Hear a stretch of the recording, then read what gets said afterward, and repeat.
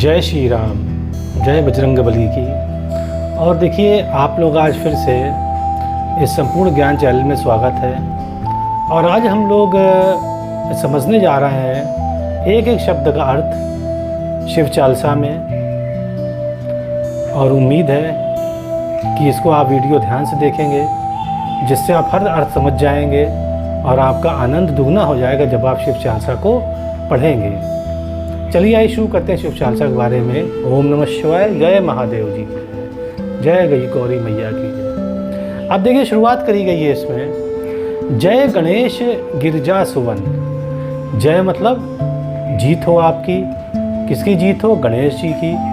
गणेश जी कौन है? गिरजा मतलब पार्वती माँ, सुवन मतलब पुत्र। तो यहाँ पर कहा गया है जय गणेश गिरजा सुवन, मतलब जीत हो गणेश जी जो आप पार्वती माँ के पुत्र हैं। आगे कहा गया है इसमें मंगल मूल सुजान, आप मतलब मंगल करने वाले हैं। और मूल का मतलब होता है शुरुआत से। तो अगर हम लोग मूल का ये भी जाने, अगर मुख्य होता है मूल का मतलब, तो मतलब मुख्य सुजान। सुजान मतलब हर चीज़ जानने वाले। देखिए, सुजान के कई अर्थ होते हैं। सुजान का मतलब परमात्मा भी है, जान लेना भी है। तो यहाँ पर अर्थ निकलता है कि आप मुख्य रूप से आप सब कुछ जान लेते हैं। तो यहाँ पर इन्होंने गणेश जी की वंदना करी है शिव चालीसा की शुरुआत में, इसलिए ऐसा लिख रहे हैं। आगे देखिए, लिखते हैं कहत अयोध्या दास तुम, मतलब यहाँ अयोध्या दास जी हैं, वो इसके रचयिता हैं जिन्होंने लिखा है शिव चालीसा को। तो कहत अयोध्या दास तुम देहु अभय वरदान। तो ये गणेश जी से कहते हैं कि आप अभय वरदान दीजिए, मतलब कि मुझे अभय मतलब मुझे किसी से डर न लगे, इस चीज़ का आप मुझे वरदान दीजिए।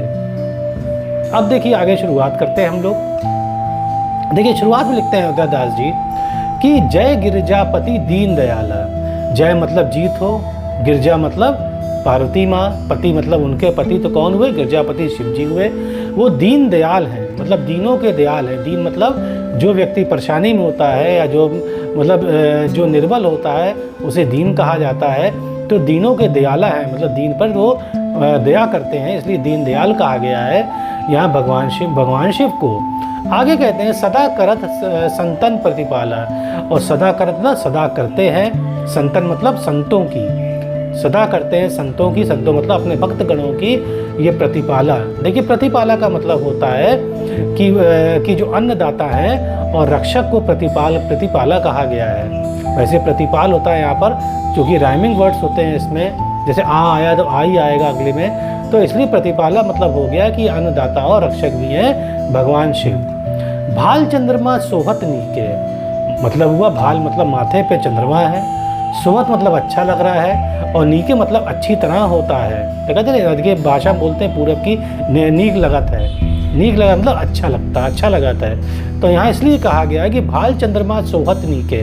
तो भाल चंद्रमा मतलब उनके भाल पे माथे पे चंद्रमा है, और सोहत नीके मतलब होता है कि सोहत अच्छा लग रहा है और अच्छी तरह से है, अच्छा लगता है। सोहत मतलब सुंदर लगना, सुशोभित है, और नीके मतलब अच्छा, अच्छी तरह अच्छा लग रहा है। कानन कुंडल नागफनी के, और कानन मतलब कान में, कुंडल क्या है?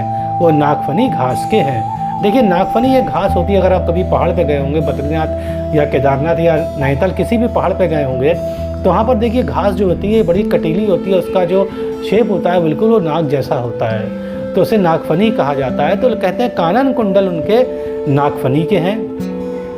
अंग गौर, अंग गौर मतलब गोरा, तो अंग उनका गोरा है। सिर गंग बहाए, और सिर से गंगा जी बहती हैं। सिर गंग बहाए मतलब सिर से गंगा जी बहती हैं। मुंडमाल, मुंडमाल मतलब मुंडों की माला पहने हैं, जो उनके गले में, मतलब उनके गले में कटे हुए मनुष्यों की सर की माला है। और तन छार लगाए, और तन पे क्या है? छार मतलब होता है राख। तो तन पे वो राख लगाते हैं। राख किसकी लगाते हैं? जो जब आदमी जल जाता है, जो उसकी अस्थियां जल जाती हैं, तो जो रावई राख होती है उसको तन पे लगाते हैं। तो लिखा है तन छार लगा है। वस्त्र खाल बागंबर सोए। अब देखिए, वस्त्र मतलब कि उनमें कपड़े क्या है? वस्त्र में क्या है? खाल बागंबर, मतलब उसमें बाघ की खाल है। देखिएगा, जो लपेटे रहते हैं बाघ की खाल है। सोहे, वो भी बहुत ही सुंदर लगती है। सोहे का मतलब होता है अति सुंदर लगना। और छवि को देख नाग मुनि मोहे, और ऐसी छवि है भगवान शिव की कि नाग भी हो चाहे मुनि हो, सबको अच्छी लगती है भगवान शिव की छवि।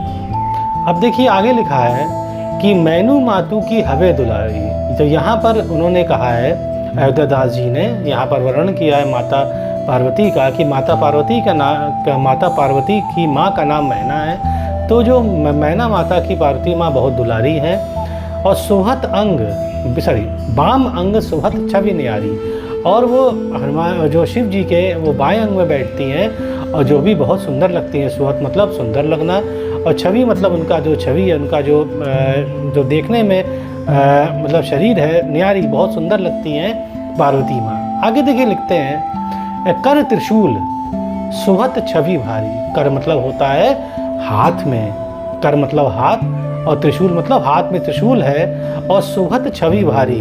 देखिए सुहत छवि भारी का मतलब होता है कि सुहत मतलब सुंदर, और छवि भारी मतलब हो गया और अच्छा लगता है। तो जो त्रिशूल उनके हाथ में है, उससे भगवान शिव की छवि और सुंदर हो जाती है। करत सदा शत्रुन क्षयकारी, और हमेशा करते क्या है, सदा किसका सदा करते हैं, शत्रुओं का क्षय मतलब नाश करते हैं। तो भगवान शिव जो हैं, जो भी उनके भक्तगणों को परेशान करता है, वो उनके शत्रुओं का नाश करते हैं, ऐसा लिखते हैं अयोध्या दास जी। आगे देखिए लिखा गया है, नंदी गणेश सोहे तह कैसे। जो नंदी गणेश हैं, सोहे तह कैसे मतलब नंदी गणेश का जो सोहे मतलब साथ में कैसे लगते हैं आपके। नंदी गणेश सोहे तह कैसे, सोहे मतलब कैसे लगते हैं आपके, तह मतलब आपके। आगे लिखते हैं, नंदी गणेश सोहे तह कैसे सागर मध्य कमल हैं जैसे। और ऐसा लगता है कि जैसे सागर के मध्य में जो कमल होते हैं, उसी प्रकार से वो दोनों लगते हैं। तो इसका मतलब ये है, यहाँ पर सागर कहा गया है शिव जी को, और जो दो कमल कहे गए हैं वो कहे नंदी जी को और गणेश जी को कहा गया है यहाँ पर, ऐसा अयोध्या जी लिखते हैं। आगे देखिए क्या कहते हैं, कार्तिक श्याम और गर्राऊ। अब देखिए यहाँ पर जरा मतभेद है चीज़ों में, पर मुझको जो समझ में आया वही मैं बता रहा हूँ।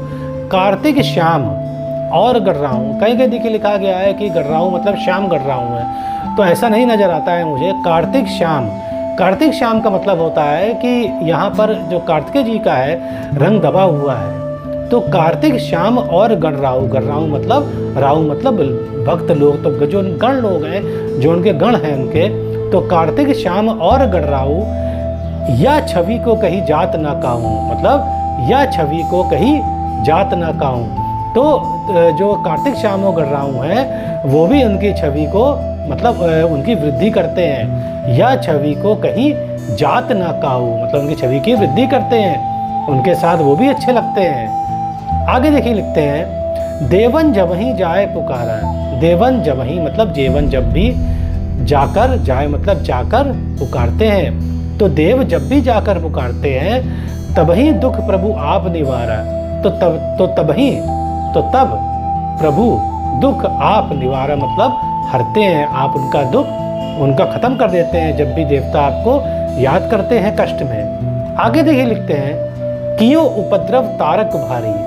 तो एक बार कहानी है कि जो तारकासुर था, उसने किया, तभी लिखा है यहाँ पर, कियो उपद्रव तारक भारी। एक बार तारकासुर ने बहुत उपद्रव किया था, बहुत परेशान किया, त्रिशूल ने मार डाला था और पूरी सृष्टि को उसने उलट पुलट कर दिया था। तो इसलिए लिखते हैं, कियो उपद्रव तारक भारी, देवन सब मिली तुम्ही जुहारी। देवन मतलब देवन देवलोक, सब मतलब सब देव, मिली तुम्ही मिलके तुम्हारे जुहारी मतलब आपसे रिक्वेस्ट करने गए थे। तो जो ये होता है जुहारी का मतलब, और जुहारी मतलब एक और भी होता है निवेदन जिसे कहते हैं। तो यहाँ पर कहा गया है कि रिक्वेस्ट या निवेदन करने गए थे आपसे, जब उनको तारकासुर बहुत परेशान कर रहा था, ऐसा लिखा है। आगे देखिए, तो तुरंत षडानन आप पठाए हुए। तुरंत षडानन को आपने भेज, षडानन मतलब होता है भगवान कार्तिकेय जो इनके पुत्र हैं। अब ऊपर नहीं लिखा था कार्तिकेय श्याम और गणराऊ, तो जो कार्तिकेय जी हैं उनका एक नाम षडानन भी है। तो यहाँ लिखा है तुरंत षडानन आप पठाओ। तुरंत आपने षडानन को पठाई मतलब तुरंत भेज दिया आपने। और लव निमेश मह मार गिराओ। तो षडानन जी ने क्या किया, आपकी आज्ञा मानकर, लव मतलब क्षण भर में, और निमेश मतलब होता है पलक झपकते ही। तो क्षण भर में और पलक झपकते ही महा मतलब तारकासुर को मार गिराए, उन्होंने उसको मार के गिरा दिया। आप जलंधर असुर संहारा, आपने जलंधर को भी मार दिया था। जलंधर कौन था? जलंधर जो था वो भगवान शिव का ही अंश था। तो जलंधर को भी आपने मार दिया था जब वो सृष्टि को परेशान करने लगा था। और कहते हैं सुयश तुम्हारा विदित संसारा, सुयश मतलब जो आपका यश है, तुम्हारा आपका, विदित मतलब सबको मालूम है, संसार मतलब पूरे संसार को आपका यश मालूम है या आपके बारे में मालूम है। फिर देखिए कहते हैं कि त्रिपुरासुर सन युद्ध मचाई। एक दुष्ट था, त्रिपुरासुर राक्षस था। सन मतलब उसने भी बहुत युद्ध मचाया था, मतलब उसने परेशान किया था। तो त्रिपुरासुर सन मतलब त्रिपुरासुर ने युद्ध मचाई, उसने भी युद्ध करने के लिए आ गया था। तबही कृपा करी लीन बचाई, और तबही कृपा कर आपने उसको बचा लिया था। तबही कृपा कर लीन बचाई मतलब तभी कृपा कर आपने देवताओं को त्रिपुरासुर से बचा लिया था। किया तपही भागीरथ भारी, और एक बार भागीरथ ने बहुत ज़्यादा तप किया था। तो पूरा प्रतिज्ञा तासु पुरारी, तो उसकी पूरा मतलब उसकी पूरी की प्रतिज्ञा, तासु मतलब आपने पुरारी, तो पुरारी कहा गया है। तो भगवान शिव मतलब आपने उसकी मतलब जो भी तपस्या की थी आपने उसको वरदान दिया था। देखिए भागीरथ थे कौन? आपको याद होगा कि भागीरथ वो थे जो गंगा नदी को पृथ्वी पे लाए थे। और भागीरथ तपस्या इसलिए की थी, छोटे शब्दों में बता रहा हूँ, कि उनके पूर्वज मुक्त नहीं हो पाए थे, तो उन्होंने अपने पूर्वज को मुक्त करने के लिए एक भारी तपस्या की थी। इसीलिए, और उसी तपस्या किसके लिए की थी? भगवान शिव से की थी। तो भगवान शिव से उन्हें वरदान दिया था और तभी उनके पूर्वज जो थे वो मुक्त हो गए थे, ऐसा ये कहा जाता है। आगे देखिए क्या लिखा है।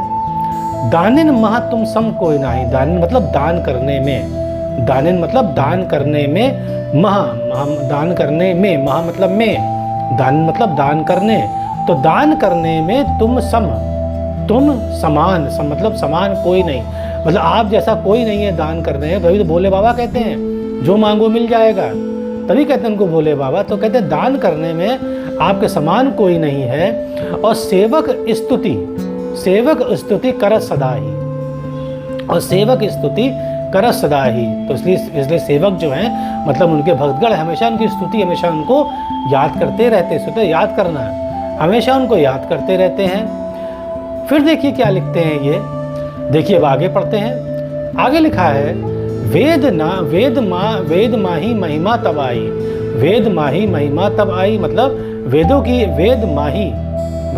की महिमा के बारे में अगर हम बात करते हैं तो वेद में सब कुछ मिलता है, सब कुछ हम लोग पढ़ते हैं। तो वेद माही महिमा तब आई, तब गाई, माफ करिए गाई, मतलब वेद हर चीज़ बताते हैं, हर चीज़ बारे में हर का वर्णन गाते हैं। अकथ मतलब होता है जिसका वर्णन ना किया जा सके, और अनादि मतलब होता है अजन्मा, अनादि मतलब जिसका कोई अनंत ना, मतलब जिसका कोई अंत ही ना हो, तो जिसका वर्णन न किया जाता है।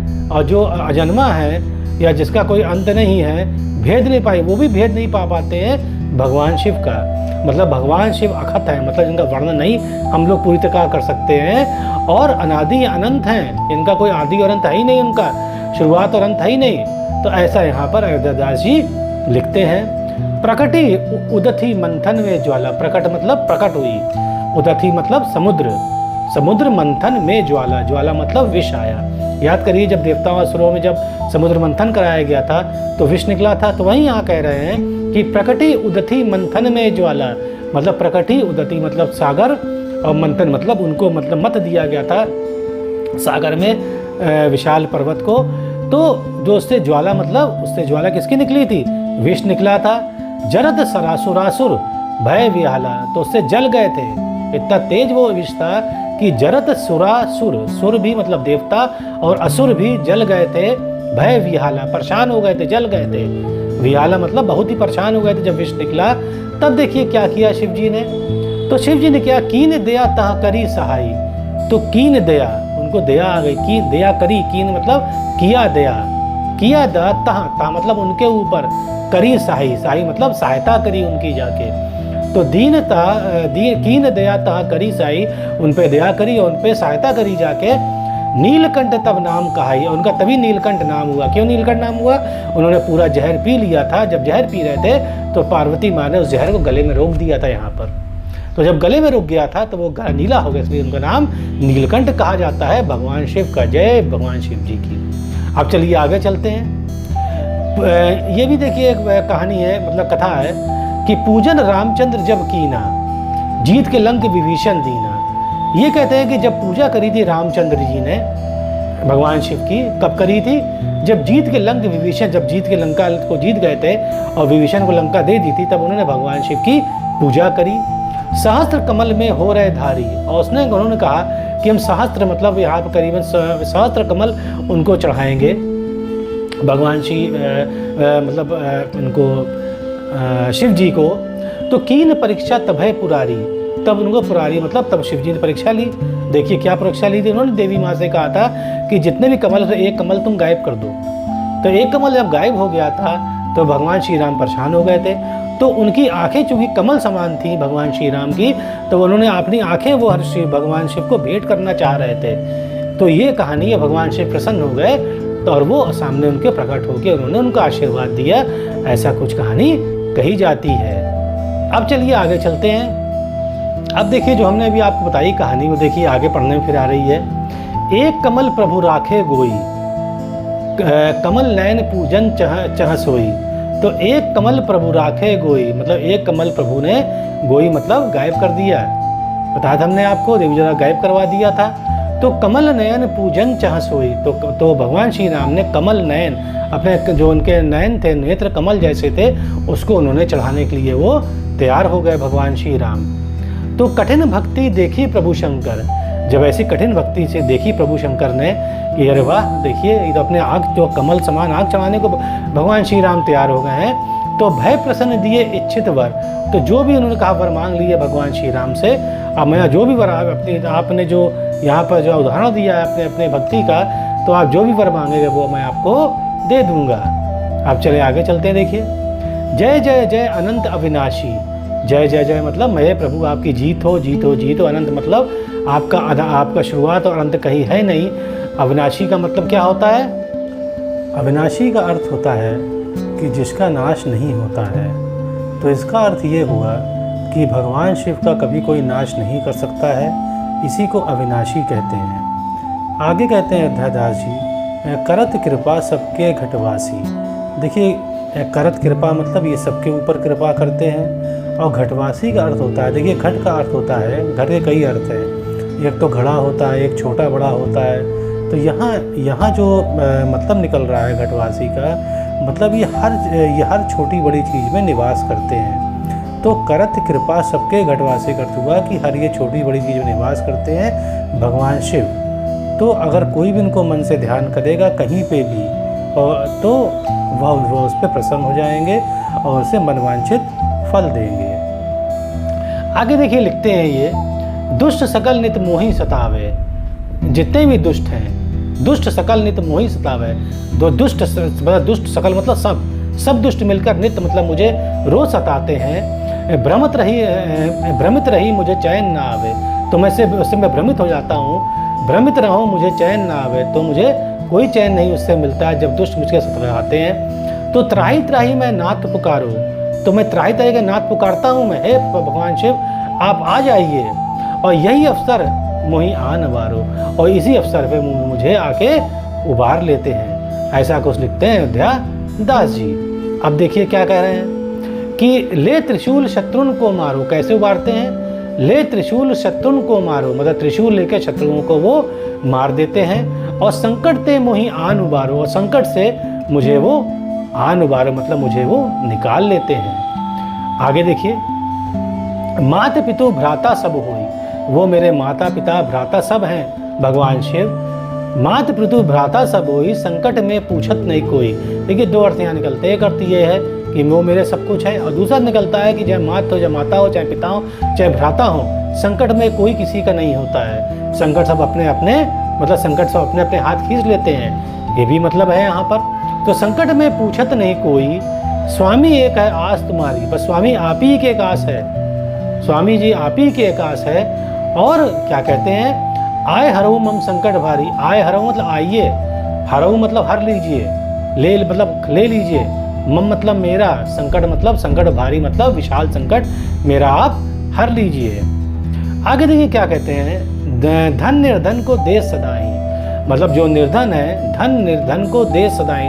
धन जो हमेशा निर्धन को वो देते हैं हमेशा, जो इनकी पूजा मन से करता है। और फिर कहते हैं जो कोई जांचे सो फल पावई, और जो कोई जांचे सो फल पावई, और जो भी कोई जांचे मतलब जो कोई मांगता है, जांचे मतलब मांगना, सो फल पावे वही देते हैं उनको, और तभी तो उनको कहा गया है भोले बाबा।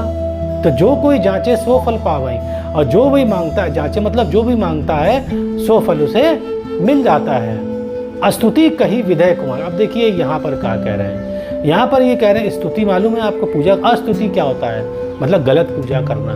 तो ये उन्होंने कहा है अस्तुति के ही विधि करो तुम्हारी। ये कहते हैं कि अगर मैं गलत पूजा कर जाऊं तो मुझे विधि समझा दीजिएगा प्रभु, आप मुझ पे नाराज मत होइएगा। इसलिए कहा है उन्होंने अस्तुति के ही विधि कही विधि करो तुम्हारी, क्षमाऊ नाथ अब चूक हमारी। और क्षमाऊ नाथ मतलब आप में क्षमा कर दीजिएगा अगर हमसे कोई चूक हो जाती है, ऐसा लिखते हैं। शंकर हो संकट के नाशन, आप शंकर हैं, आप संकट के नाशन है, संकट को आप नाश करते हैं। फिर कहते हैं विघ्न विनाशन मंगल कारण, और विघ्न का विनाश करते हैं, मतलब जो भी विघ्न मतलब बाधा जो भी आती है उसे विनाश करते हैं। और मंगल कारण, और आप मंगल करने वाले हैं, खुशियां लाने वाले हैं, इसका अर्थ ये हुआ। आगे देखिए, योगी यति मुनि ध्यान लगा हुआ है, चाहे योगी हो, यति मतलब सन्यासी होता है, योगी सन्यासी जितने भी होते हैं मुनि वो सब आपका ही ध्यान करते हैं। और नारद सारद शीश नवावे, नारद जी और सारद मतलब सरस्वती माँ भी आपको शीश नवाती है, मतलब आपको आपके सामने सर झुकाती हैं, ऐसा लिखा है अध्यादास जी ने। नमो नमो नमो नमो नमो जय नमः शिवाय। देखिए नमो नमो मतलब आप की नमस्कार नमस्कार, जय नमः शिवाय, नमः शिवाय मतलब आपकी जय हो प्रभु, नमः शिवाय। सुर ब्रह्मादिक पार न जाए, और सुर मतलब देवता, और ब्रह्मादिक मतलब ब्रह्म आदिक मतलब ब्रह्मा जी और अन्य देवता भी होते हैं, पार ना पावे मतलब आपसे आगे कोई नहीं है, आप ही सबसे ऊपर हो। तभी तो महादेव कहा गया है, देवों को देव महादेव कहा गया है इन्होंने। तो कहते हैं सुर ब्रह्मादिक पार न जाए, जो या पाठ करे मन लाई, और जो या पाठ मन से करेगा, जो या पाठ करे मन लाई, तापर होता है शंभु सहाई। तापर मतलब उस पर, होता है शंभु सहाई मतलब कृपा, तो उस पर शंभु जी की कृपा हो जाती है। आगे देखिए, ऋणिया जो कोई हो अधिकारी, ऋणिया मतलब जिन्होंने ऋण लिया, जो कर्ज में डूबे हों, ऋणिया जो कोई हो अधिकारी मतलब जो जिसके अधिकार में ऋण है, जिसने बहुत सारा ऋण ले लिया है, पाठ करे सो पावनहारी, वो पाठ करे इन पावनहारी के मतलब भगवान शिव का उसको पाठ करना चाहिए, तो वो अपने ऋण से मुक्त हो जाएगा, सब कर्ज उसके खत्म हो जाएंगे, ऐसा यहाँ पर दास जी कहते हैं। आगे देखिए, पुत्रहीन कर इच्छा कोई, और जो भी अगर कोई पुत्रहीन होता है और इच्छा करता है पुत्र की, तो निश्चय शिव प्रसाद तब हुई, और वो शिव जी का अगर पूजा करता है तो पक्का उसे पुत्र होता है, ऐसा यहाँ पर लिखते हैं दास जी। आगे देखिए, अब इनका कहना है कैसे पूजा करें, कि पंडित त्रयोदशी को लावे, जब भी त्रयोदशी हो तो पंडित को ले आए, ध्यान पूर्वक होम करावें, और उसे हवन करवाएं वहाँ पर घर पे अपने, ध्यान पूर्वक होम करवाएं। त्रयोदशी व्रत करें हमेशा, और जब भी त्रयोदशी आए तो हमेशा उसको आप व्रत करिए। और तब क्या होगा, तन नहीं ताके रहे कलेशा, तब आपके कोई तन पे क्लेश नहीं रहेगा, ऐसा कहते हैं, ऐसा कहा गया है पुराणों में भी। दास जी बताते हैं यहाँ पर, धूप दीप नैवेद्य चढ़ावें, और जब पूजा करें तो पहले धूप से उनको आरती करें, फिर दीप करें, और फिर नैवेद्य मतलब खाने कोई चीज़ उनको अर्पण दें जो उनको पसंद हो। शंकर सन्मुख पाठ सुनावे, और वहीं शंकर जी सामने बैठ के पाठ सुनावे मतलब जोर जोर बोल के पढ़े पाठ, जैसे और लोग भी सुने, ऐसा कहते हैं यहाँ पर। आगे देखिए, जन्म जन्म के पाप नसावे, जितने भी आपने पाप किए होंगे पिछले जन्म में भी इस जन्म में, नसावे मतलब सब खत्म हो जाएंगे, सब वो खत्म हो जाएंगे। अंतधाम शिवपुर में पावे, और अंतधाम मतलब जब आप मृत्यु को प्राप्त होंगे तो आप फिर से वापस पृथ्वी पे नहीं आएंगे, आप शिवपुर जहाँ शिव जी रहते हैं वहीं पर आपको भी स्थान एक दे दिया जाएगा, आप वहीं रहेंगे। कहत अयोध्या दास आस तुम्हारे, अयोध्या दास जी कहते हैं मुझे आप ही की आस है, मतलब मुझे कोई नहीं ये दिखता है, मुझे आप ही दिखते हैं महादेव। जानी सकल दुख हरऊ हमारी, जानी सकल मतलब आप ही जानते हैं, सकल मतलब सब दुख, हरऊ हमारे जितने दुख हैं आप सब हर लीजिए, और प्रभु मैं खूब भक्ति करूँगा, आप मेरे सब दुख हर लीजिए। अब देखिए दोहा आता है, नित नेम उठी, नित नेम मतलब नित्य, नेम मतलब नियम, उठी प्रातः, नित्य नियम से उठी प्रातः, उठिए रोज नियम से, रोज सवेरे उठ जाइए, पाठ करो चालीसा, और इस चालीसा का आप पाठ करिए, और तुम मेरी मनोकामना पूर्ण करो जगदीश। और आप मेरी मनोकामना पूर्ण करो जगदीश, आप मेरी मनोकामना पूर्ण करिए, ऐसा आप कहिए पाठ करते समय। और बता रहे हैं कब ये चालीसा बनाई गई थी। मंगशिर, देखिए मंगशिर होता है एक नवा महीना हिंदू के हिसाब से, जो हिंदू महीने होते हैं उसमें एक, जिसको हम लोग बोलते हैं मार्गशीर्ष बोलते हैं महीना, या उसको मार्गशीर्ष या मंगशिर कहता है।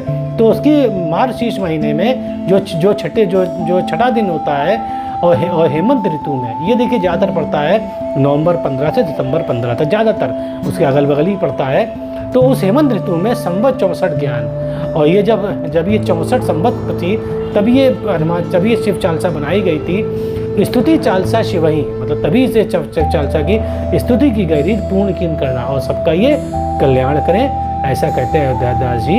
और जय शिव जी की जय, महादेव, जय श्री राम, जय प्रभु राम। और आपको अगर ये चैनल पसंद आया हो और आपको हमारी व्याख्या अच्छी लगती है तो चैनल जरूर सब्सक्राइब करिएगा।